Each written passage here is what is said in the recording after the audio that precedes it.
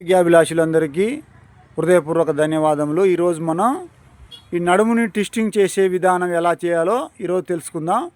మీరు ఆపోజిట్గా కూర్చోండి, ఇద్దరు రెండు కాళ్ళను ఓపెన్ అలా చాపండి.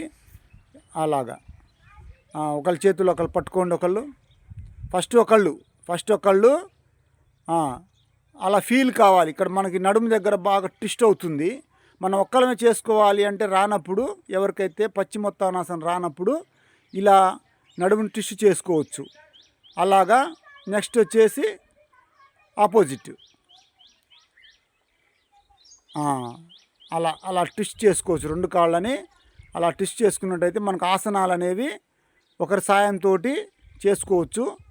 నిదానంగా మళ్ళీ మీరు చేయండి, ఇటు రివర్స్. రెండు చేతులు గుంజండి. అది అమ్మాయి బాగా చేస్తుంది. ఓకే, రెండు కాళ్ళని ఇక్కడ రెండు టచ్ చేయాలి. అది అట్లా నెట్టాలి. ట్విస్ట్ చేయండి.